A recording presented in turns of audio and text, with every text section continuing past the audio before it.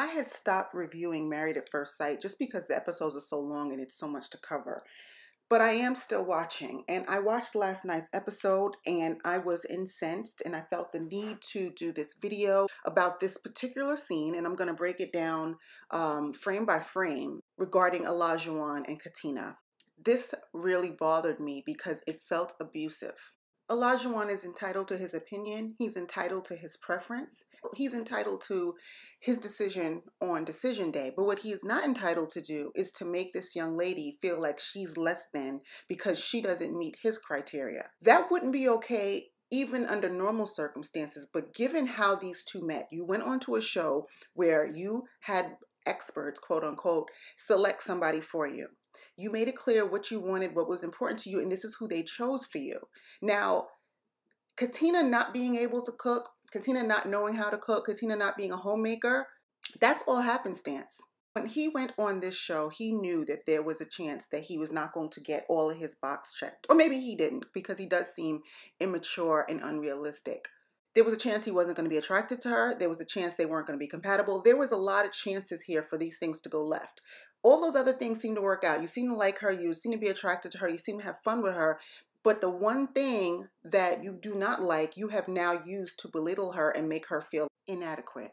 And it's particularly bothersome because she's trying. Several episodes she's talked about she knows he likes to cook. That's the way to his stomach. She's going to try. She's going to the supermarket. Now, granted, she is a former party girl. She did not live this life. You know, she probably ordered, she said it, she ordered out a lot. She ate out a lot, like a lot of young people do. Shoot, a lot of people who are quote unquote adults and who work demanding jobs and long days do not cook or order out. That's not uncommon. So for him to act like she's some type of an anomaly in 2022 is out of line. Which leads me into this first scene in which they do some kind of a date where they have a chef teaching them how to cook and they're doing it together. It starts out all cute and everything. When they sit down to eat, he goes into how she has never cooked for him like this. And I think he used this as his segue to berate her about her domestic abilities or lack thereof. No disrespect. You haven't fed me on this type of level since I met you. Now she takes it in stride, she laughs, she jokes about it a little bit, but then things turn left. Some of these things are the things that I expect to be already there. I'm trying to figure out if you have that base. That's really what I'm trying to figure out right now. And if these are things that he expects and it makes it sound like they are deal breakers, you should have went out and selected your own wife. You should have went out like normal people, dated, met people, find out if you're compatible, find out if she loves to cook as much as you love to eat, and then courted the woman and then proposed to her like normal people do. But you wanted to cut all these steps and just go straight to it. And in your own words, do something different, which is a whole problem in and of itself. So you allowed them to choose for you, knowing that you had all these high criterias, and now you are going to judge this woman based on the fact that she doesn't meet a criteria she didn't even know existed to begin with. I have achieved big things where, again, I bought a home on my own. I paid off my student loans. I don't have these problems anymore. And you're still working on those things. And there's nothing wrong. First of all, his tone is condescending. He's talking to her like she's a child.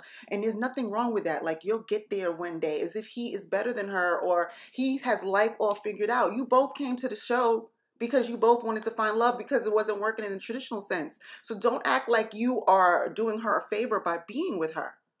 And this seems like this is the first real relationship you've been in. So it's just curious to me how somebody who was an admitted F-boy now knows so much about the sanctity and the sacrament of marriage.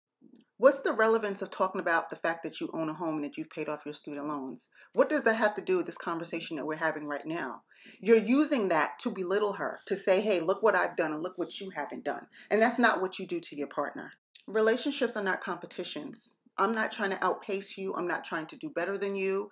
You win, I win. That's how it's supposed to work. Wonderful, you have a house. Congratulations. Wonderful, you paid off your student loans.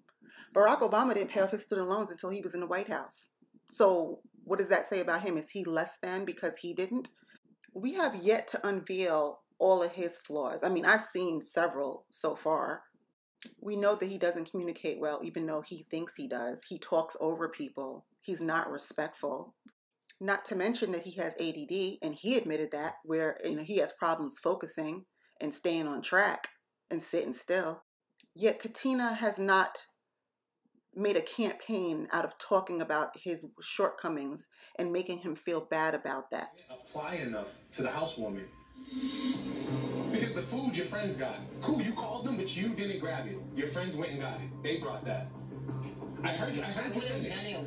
Woulda, shoulda, coulda, but you didn't. And here's the evidence of this poor communication style. You're talking over her.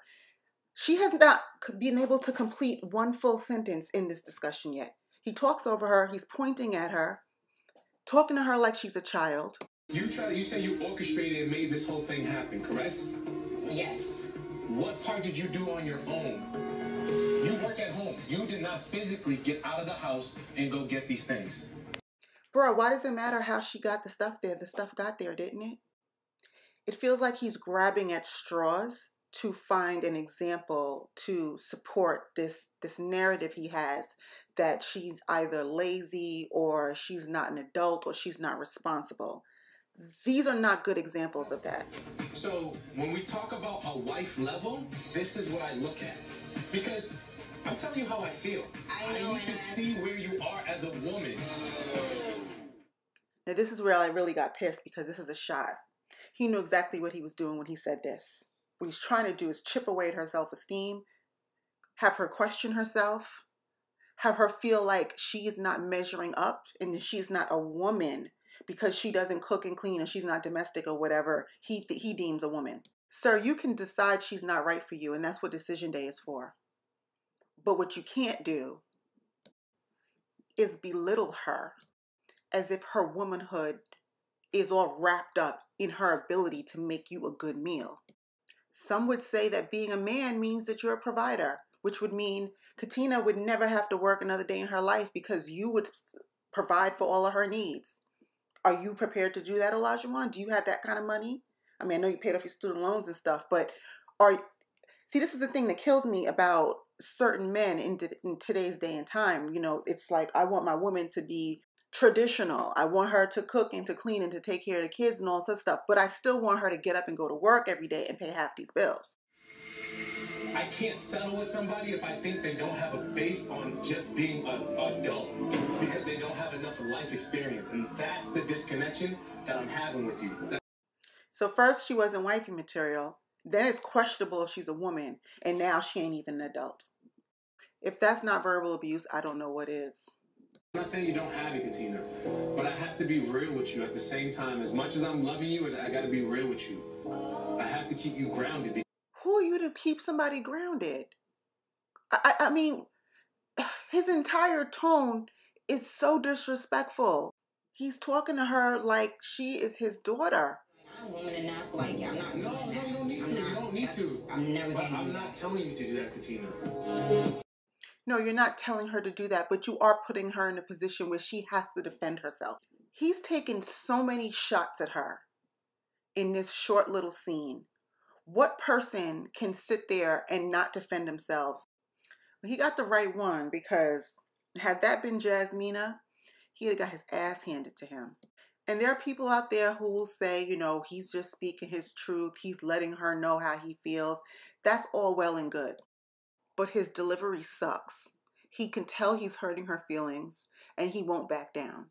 And he's done this before. When they were in a honeymoon and they were working out, he was pushing her, pushing her. When they were on horses, she said she wasn't comfortable. He still kept pushing her. And he even said, I'm going to keep pushing her. I don't know why he feels entitled to badger her or as he likes to say, keep her grounded. Who elected you to be her handler or her life coach? You're supposed to be her partner. And partnership doesn't look like that. Partnership doesn't feel like that. Partnership doesn't have a young lady looking like this at the end of a conversation. Katina, hear me out. Daughter, run, don't walk. This man is not good for you. He is going to destroy your self-esteem. He's going to have you question everything you know about yourself. He's going to have you questioning your value, what you bring to the table. So by the time you do meet a decent man, you won't even think you deserve him, because your esteem and your self-worth will be so worn down by this man-child with narcissistic tendencies and inflated sense of self, who doesn't even deserve you to begin with. I hope that this was an eye-opener for Katina. I hope that she hates the way he made her feel so much that she makes a better decision and she realizes that she could do better. That he's not the one. And if he's acting this way on week 5 or 6 or wherever they're at, what do you expect when he really gets comfortable in a marriage with you? It's not going to get better. All he's going to do is continue to pick away at you, make you feel like you are not good enough, and he's just going to keep moving the goalposts. Once you start cooking, then he's going to want you to do something else. Then he's going to want you to do something else. As long as it's not up to his standards, he's going to have in his head a reason and rationale to nitpick and to demean you. And eventually he'll probably cheat because he's going to be like, oh, well, she's not doing what a wife is supposed to be doing. I mean, the writing is on the wall with this one.